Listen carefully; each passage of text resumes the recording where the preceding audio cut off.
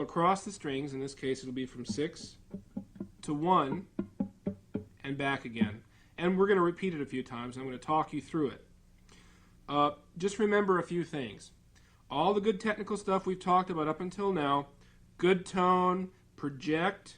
We're going to do rest stroke with each finger we do. And I want you to, again, be aware of this tone arm thing we talked about, okay? Keeping the wrist as straight as possible. And as you go up and down, not to adjust with the wrist. You're going to keep the tone arm as a unit and go up and down like a tone arm on a record player. We've already talked about all that. Let's get right to the exercise. I'm going to start in the open E. I'll lead you through it here.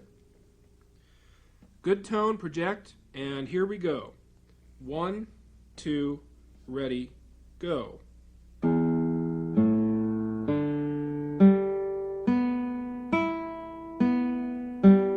Now keep playing while I talk.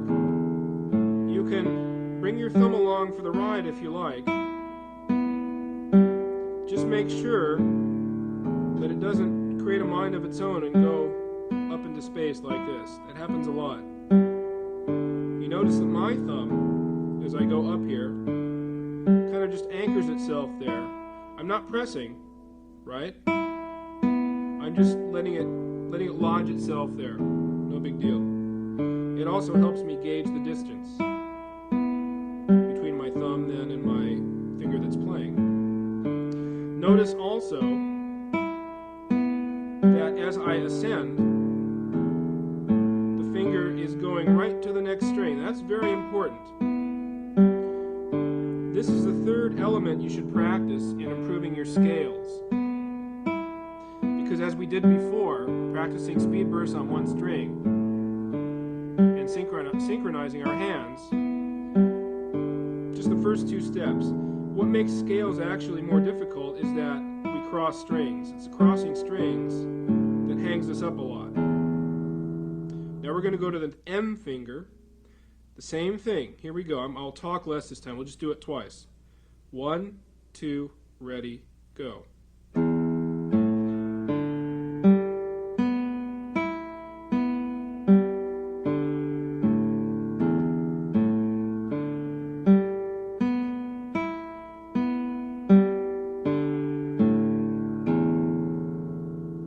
Now, for the sake of time, as you can see in the music on your screen, there are a lot of combinations here. And we'll skip A for now because I want to get right to I and M alternating. Let's go to that now. Now as you play I, M's going to go right down. And as soon as you play M, I is going to go right down. It's going to be like that the whole way. Again, you don't want to be sluggish. You're trying to get to the next spot as soon as possible. Play slowly, move fast.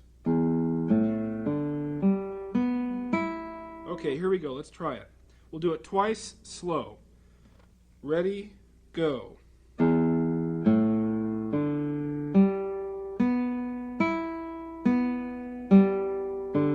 Again.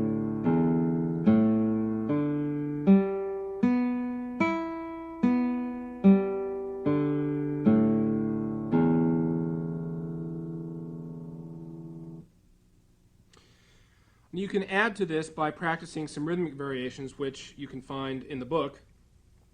But this in itself is plenty good enough. Just going up and down the strings like that. Again, this will improve your scales like nobody's business. This helped me a lot. One more thing to do. We're going to do some two-finger rasguados. Let me just describe a rasguado, first of all. It's different from a strum in this way. Here's a strum. I'm strumming across the strings. It sounds like almost like a fast arpeggio. A rasguado is basically a more percussive effect. You're hitting the strings. Don't forget that. You're hitting the strings. So for our benefit here, we're going to put our thumb on the 4th string and just deal with the 3 upper strings. To do a good rasguado, to hit the string, we're going to go slightly from above.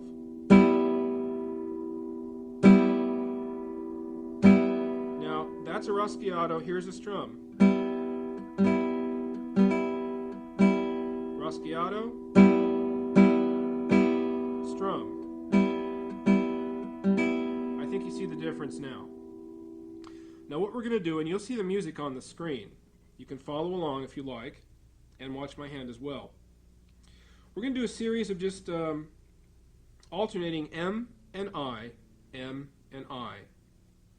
Now what I would suggest first is that you push pause and work on individual fingers first. Even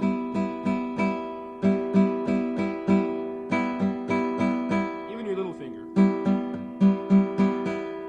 Okay, this is very good for the extensor muscles that bring your fingers outward. We work with the flexors all the time. But I heard it said once that the reason flamenco players can usually play so fast, and when you look at them you wonder, wow, because they look so, a lot of them look kind of tense and they have these muscular fingers. The reason is because their extensors are developed so much that the key in playing good fast scales is how fast you can get out, not how fast you can come in. Coming in is easy because you have impetus to help you. But getting out fast and accurately, that's the key, and that's what these Raschiatos do for you. Okay, let's dig right in. I'm going to secure my guitar here so I don't move on you. And thumb on the 4th string, and we're just going to play the first 3 strings. You can see the music now. We're going to repeat the first bar, quarter notes, and then we're going to stop. Okay, 1, 2, 3, 4.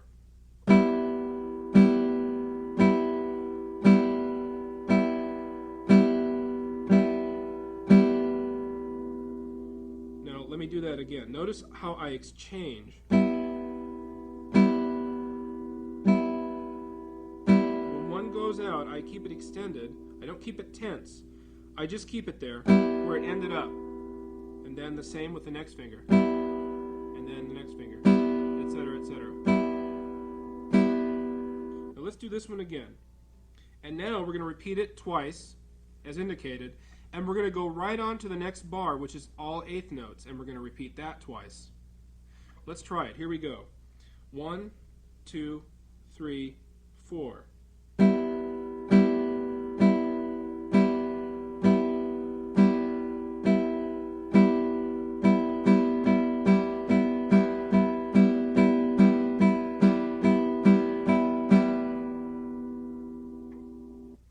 Okay, how you doing so far?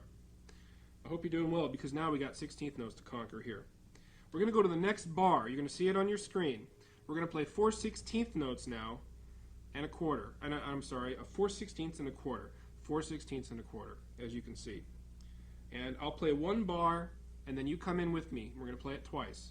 Here we go. 3, 4.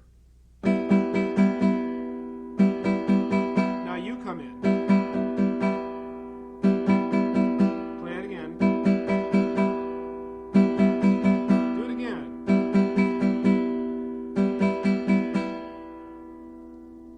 Next bar, straight 16th notes. Let's jump right in and give it a try. 1, 2, 3 E and a 4 E and a.